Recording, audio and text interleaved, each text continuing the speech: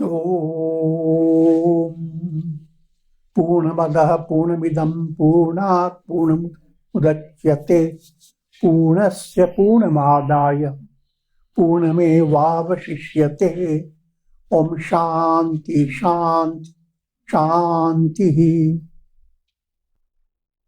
Om Brahmanandam Param Sukhadam Kevalam Jnana Murtim Dvandvatītam Gagana Sadrisham Tattvamasyaadilaksham Ekam Nityam Vimalamachalam Sarvadhi Sakshi Bhutam Bhavatītam Triguna-rahitam Sadgurum Tam Namami. Om. Adorations to Sadguru, who is Brahman, the giver of supreme bliss, embodiment of pure consciousness, one without a second, vast as the ether, infinite, eternal, beyond the three gunas and their modifications, the supreme preceptor. Yoga Vasishtha Nirvana Prakarana Purvardha, section 84. King Shikhidvaja enters forest for practicing austerity in order to attain liberation. You have already seen the interaction between King Shikhidvaja and his queen Chudala. Shikhidvaja was highly intellectual. He had intellectual knowledge of Vedanta. And Queen Chudala was endowed with purity of feeling, bhavana, shuddhi. So they shared each other's attainment. She told him various things of the art, how to dance, how to music, how to sing, do bhajans, kirtans. And he gave her philosophical lessons. He was benefited by all those, but Chudala was benefited much more. She attained enlightenment without his knowing it, because her heart was ready to receive enlightenment. Having attained enlightenment, she saw that Shikhidvaja continues to be intellectual.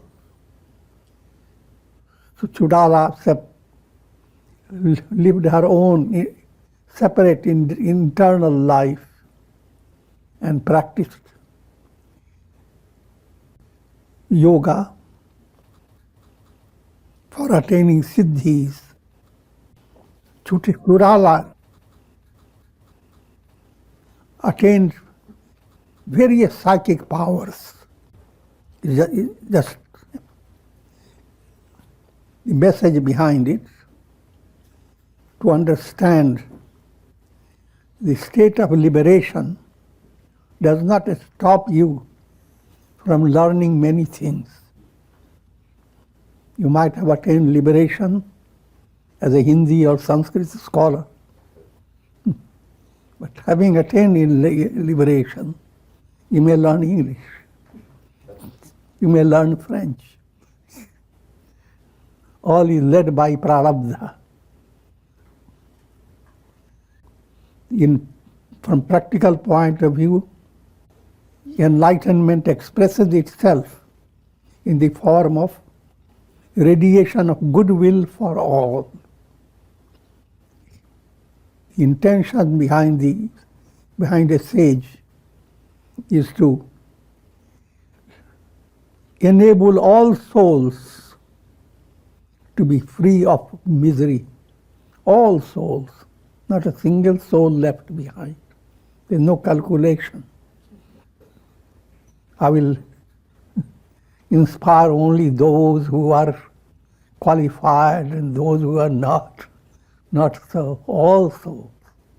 Souls of fishes, birds, animals, human beings, all souls. So with that, and when she talked about enlightenment, Shikhidwaja laughed. How could you be enlightened? You have not gone into a forest, not practiced intense austerity. And at this stage, we continue with the story. Sage Vasishtha continued. Shikhidwaja experienced increasing dispassion towards the objects of the world. The dear relatives, friends, and objects of the world, which were so soothing and gratifying before, now became like flames of fire. This point has to be understood in a profound way. Spiritual sensitivity expresses in the form of sarvam duhukam vivekina. As your vivek begins to advance, deep in your heart, you have no aspiration or no desire to secure anything of this world. There's nothing that is to be secured, not even a needle point of land. Because nothing is interesting. All is in the realm of illusion, like mirage. Why to go after mirage? Look for your inner Raj. Mirage. Considering your me as Raj, I'm joking. So, this does not mean developing mental stress. In practical world, you will be filled with joy and thrill in handling things because you are not dependent upon them. Consider them as Leela of God, as illusion. So you do not allow yourself to be completely crunched by the challenges of your life. So in description, it is described like an all-permeating grief, sarvam dukkham. In reality, all this is not real. And therefore, your goal is to attain sthita prajna state, liberation, nothing else. The more you have that type of goal in your mind, greater is the sense of freedom with which you live in the world. So in spite of challenges, you continue to have your inspiration, continue to have the ability to waft. You become like a flower, bringing out fragrance. Just as a deer injured by a hunter's arrow desires to hide in a secluded place, so the king desired to seek refuge in the solitude of the forests. The king is gradually developing sensitivity, but has not really developed proper qualifications for attaining enlightenment. He needs to allow himself to be purified. So he is led by his own inner conscience to find solitude in forests for practicing profound austerity. He gave away great wealth in charity to Brahmanas and others. He took recourse to various austerities to purify his heart, but he could not discover a remedy for the restlessness that he experienced. The pleasures of his kingdom turned into a virulent poison, as it were. He went on developing that type of attitude that more he hears about his kingdom prospering and things of exciting news coming, breaking down every day. All this did not engross his mind. He was not attracted by any object of the world. One day he conversed with Queen Chudala in privacy. He was not aware at all where Queen Chudala was in spiritual movement. One day he conversed with Queen Chudala in privacy. "O beloved one, I have decided to take recourse to the solitude of the forest in order to practice intense austerity. Please try to understand me and do not obstruct me from pursuing what is good for me." Cultured women do not obstruct their husbands from what is good for them. The joys of those who abide in a forest practicing austerity are greater than the joys of those who rule kingdoms. This is the expression of his vairagya, but vairagya not in the ideal state, in the practicing state.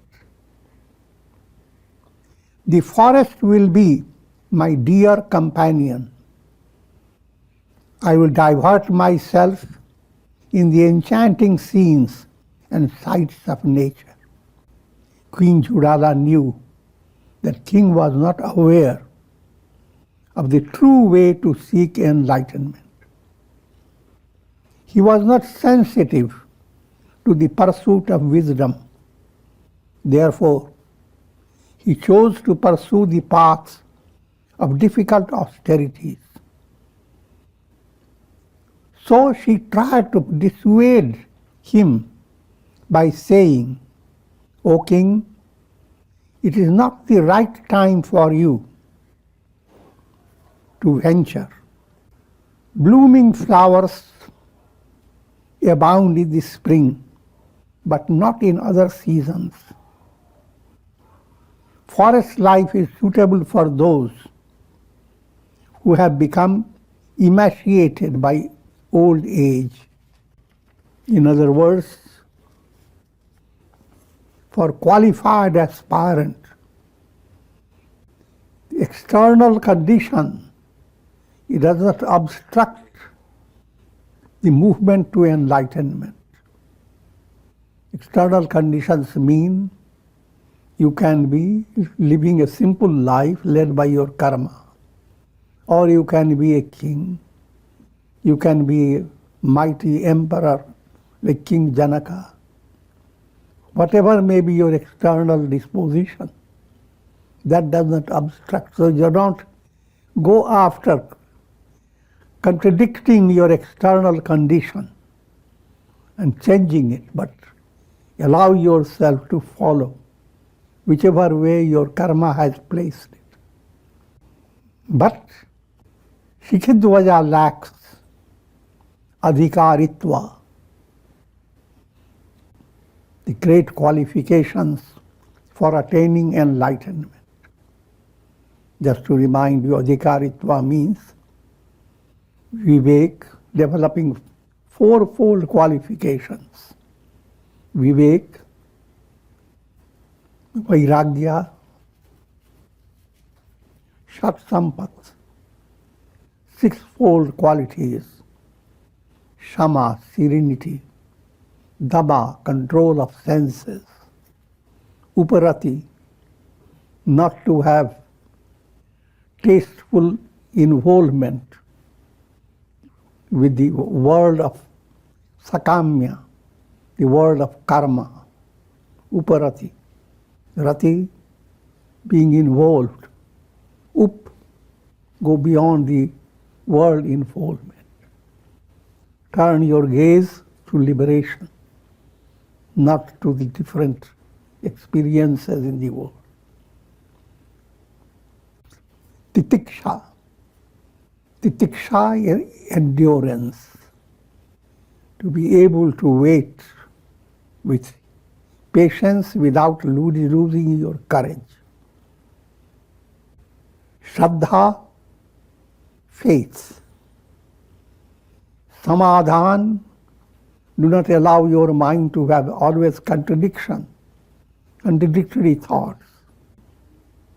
Practice Samvrata, which imply Maha Manasya Tadvratam. Allow your mind to be magnanimous. And what does it mean?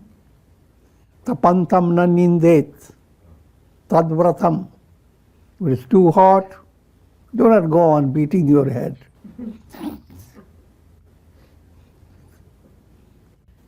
Turn your mind in a positive way. Varshantam na nindet. If it's too rains, do not go on shouting, Lamonga, Lamonga.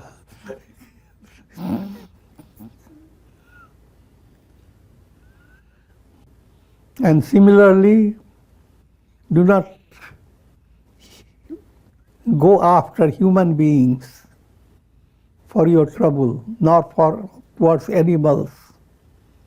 And sarvamasmeti upasita. All this is extension of your own self. So, if you are developing these in your mind, it's called samadhan. All this is group of 6. Fourth is aspiration, mumukshutva, burning aspiration. Burning term is only allegorical, nothing burns. It is very cooling. So these qualities king lacked, but he is not aware of it. So presently all his mind is, he wants to attain liberation, and he has already made up his mind that only by austerity one can attain liberation. How can a person attain liberation being a king, living a life of royalty and all that? Queen Chudala goes on saying, it is your duty, O king, to rule your kingdom. If you do not perform this duty, you will be committing a great sin. Therefore, O king, do not retire to a forest. At this, King Shikhidwaja said, O lotus-eyed, consider me already gone. Please do not obstruct my desires. Further, do not try to follow me, because life in a forest is indeed very severe, even for men. Thus saying, Shikhidwaja resumed his day-to-day activities,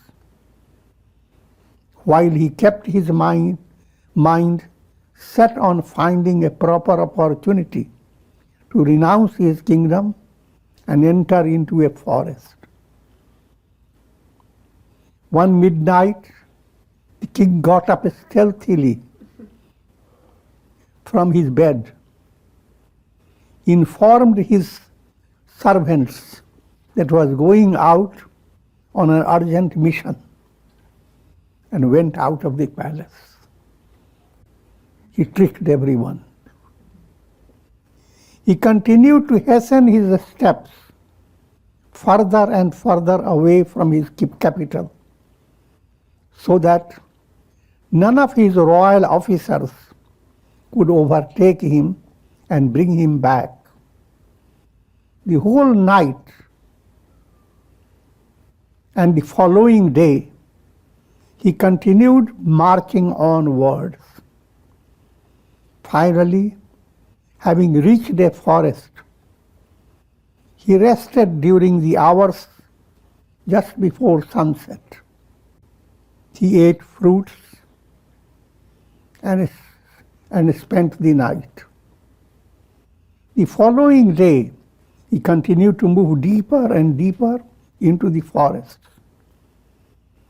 He crossed hills, villages, cities, and rivers during the 12 days of his constant onward movement. Having reached an inaccessible forest, he found the ruins of an ancient ashram. There he decided to abide. He made a hut out of bamboo sticks and dried leaves. All this is a description of a setup meant for intense austerity, and collected meager requirements of an ascetic, which he placed in the hut: a bowl for eating fruits, a vessel for collecting waters, rather flowers, a rosary of rudraksha beads, a deer skin. So these are the simple articles he now possessed. Previously possessed a big kingdom. But you must realize, now his attachment to those articles is very strong, but that he doesn't realize it. He counts the possessions. I possess nothing. If you want to practice it, first stage of your practice, literally you want to move away from all, as many things as you can. But subtle psychology behind it, that you are not really moving away. Your attachment that was spread out, now shrinking, becoming more concentrated on very few things. But that illusion breaks in time. Next section, 85. Queen Chudala observes the inner state of the king. Queen Chudala, being enlightened, has a penetrating vision. Sage Vasishtha continued, "Listen, O Rama, to what happened to Queen Chudala in the meantime. That very same night, when the king renounced his kingdom, the queen got up and realized the king had gone away stealthily. She felt grieved at this development." This again should not confuse you. She is enlightened. But why did she feel grief? It is a brief experience for an enlightened person. Enlightened person in practical world faces all practical realities and is shaken by them.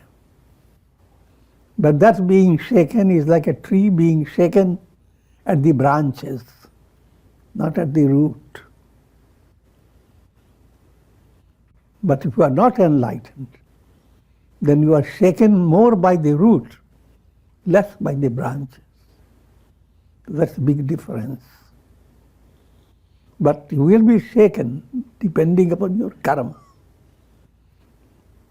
Ichha prarabdha, anichha prarabdha, parecha prarabdha.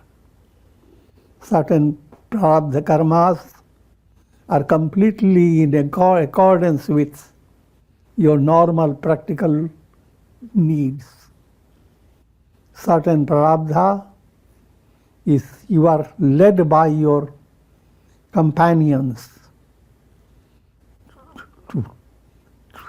to adopt projects. And some prarabdhas are completely against your will, against your practical will.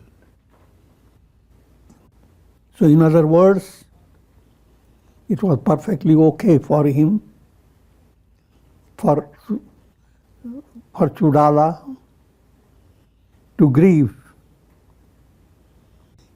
Using her psychic powers, she flew through the window of the palace and followed the path that Shikhijwaja had taken.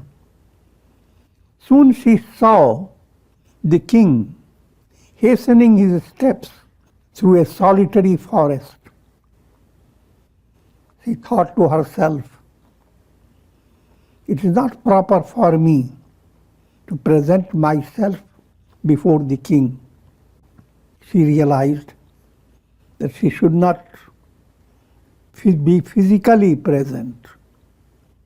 Otherwise, king will think she had come to stop him from attaining enlightenment. The karmic structure of the king demands that he must purify himself through severe austerities. A proper time will come when I will be able to enlighten him. So she knew that it is not the proper time, but he is awaiting a future development when the austerities will purify his heart. And then she will guide him, not as Chudala, but in the disguise of a saintly personality. Thus, having discerned into the subtle body of the king, Chudala returned to the palace and resumed her sleep. Early in the morning, she informed the royal officers that the king had gone away on an urgent mission and would be gone for a while. During his absence, she would rule the country. This is how she presented the news to his subjects.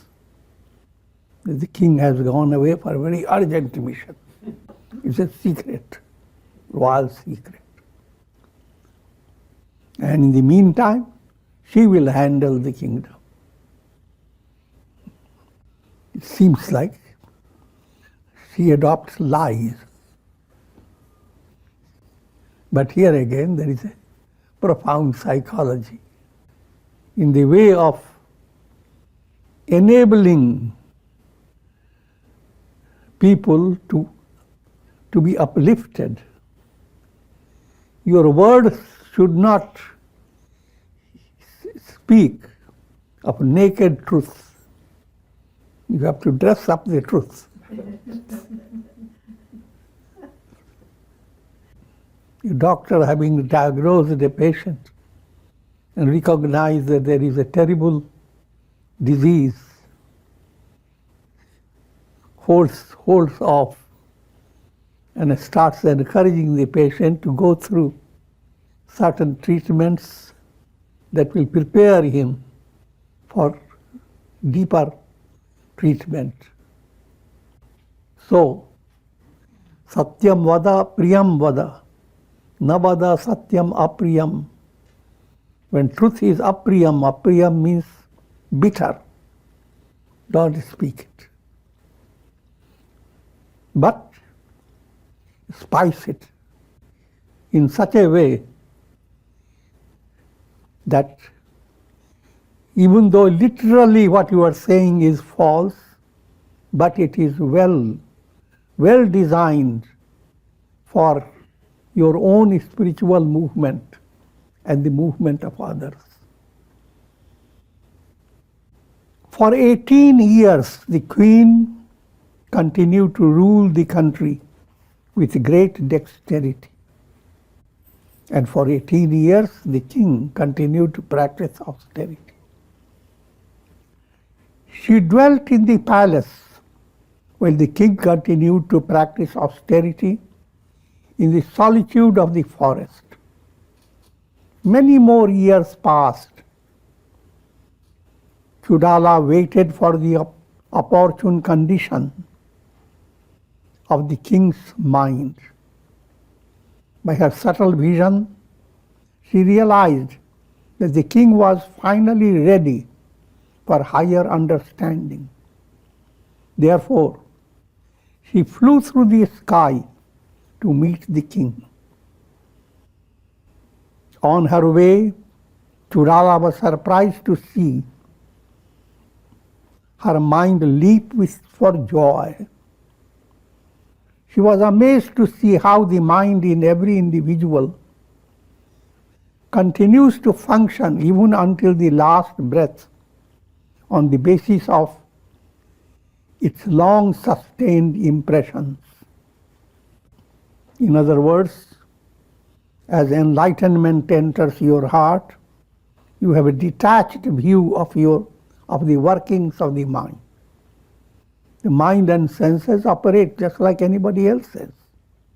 But anybody else's don't have that deeper understanding. They don't see the whole operation from a virtual point of view, from a detached point of view. You are not a sakshi. You are involved. But as you spiritually advance, you are more and more sakshi of your predicaments. Predicament of your body, predicament of your mind, predicament of the challenges you are facing. All this, you remain a sakshi.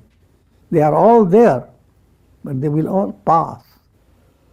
And they are not going to touch your inner core, your inner spiritual nature. You are the sky. All these things are like clouds. They will come and go.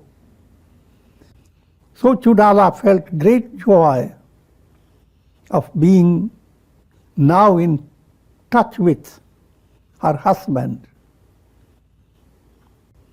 However, though a perfect master of her mind, she did not restrain her thoughts of joy at the perspective of encountering her husband.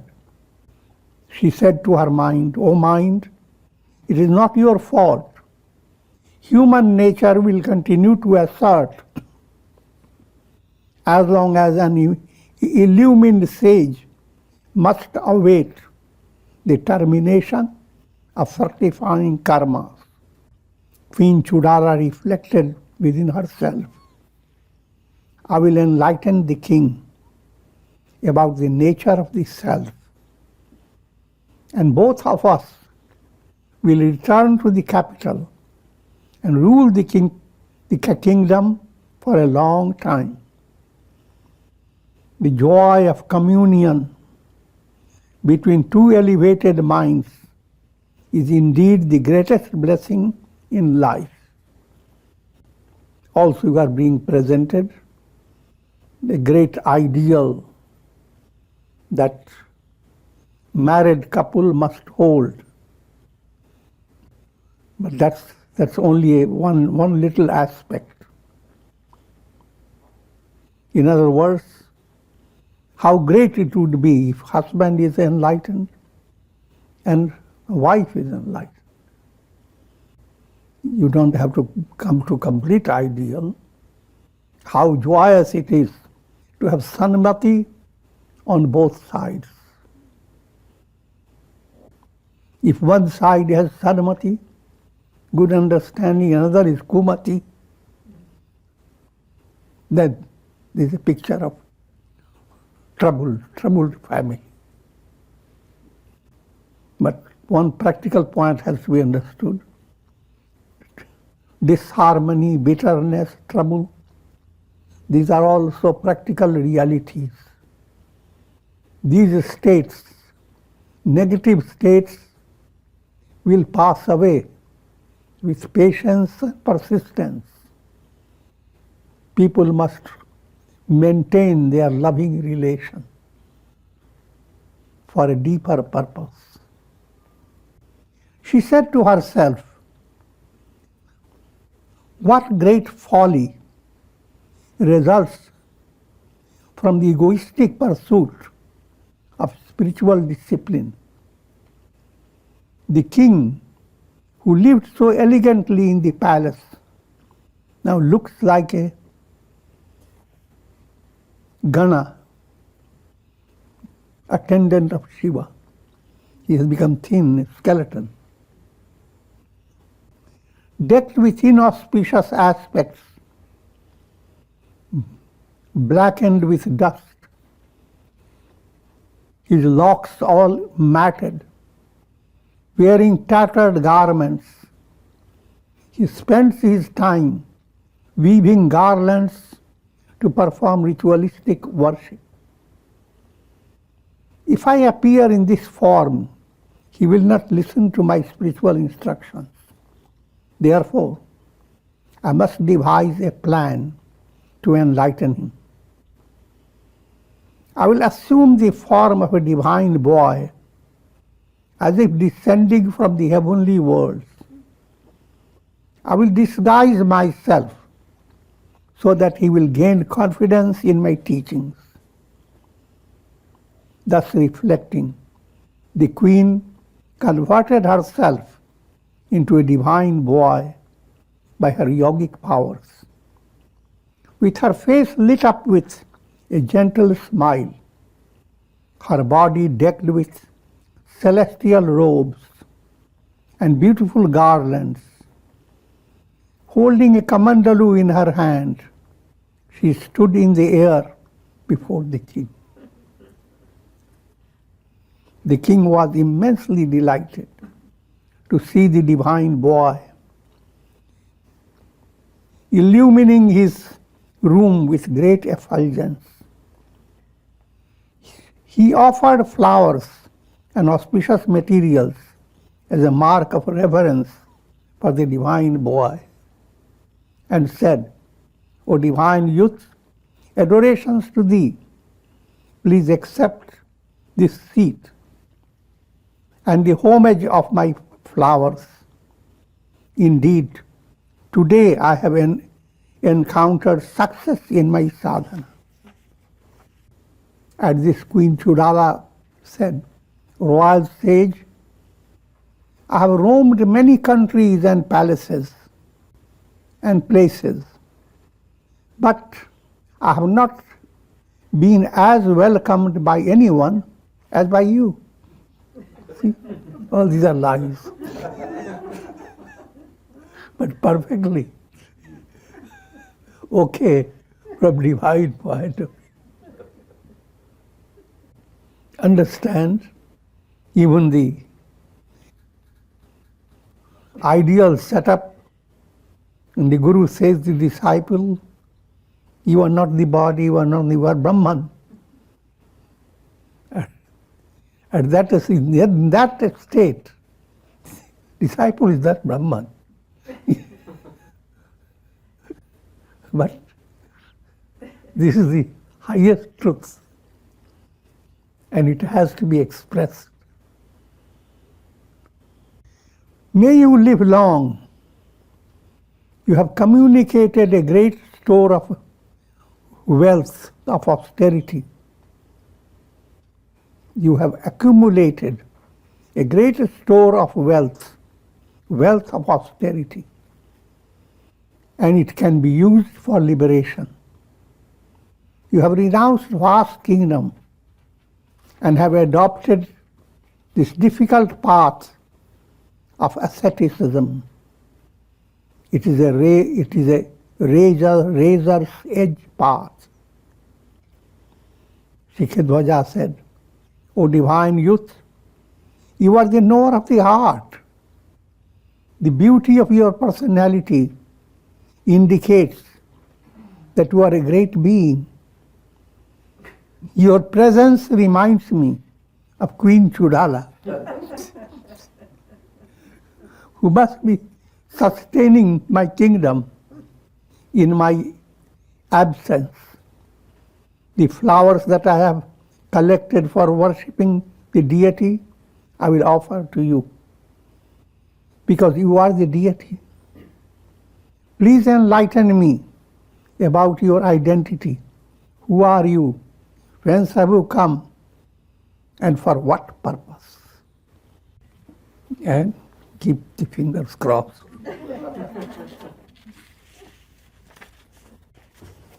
Om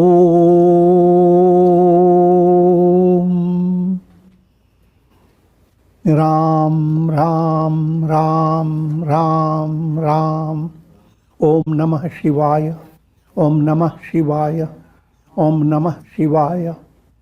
Om. Prayer for shower of Karunamayas grace of God over all of you, with the blessings of Shakti, Bhakti and Mukti. Om Trayambakam Yajamahe Sugandhim Pushti Vardhanam Urvarupam Vabandhanat Mrityor Mukshiyama Mritat. Om Sarve Bhavantu Sukhina Sarve Santu Niramaya Sarve Bhadrani Pashyantu Ma Kashchid Dukha Bhag Bhavet. Om Shanti Shanti Shanti. Hari Om Tat Sat.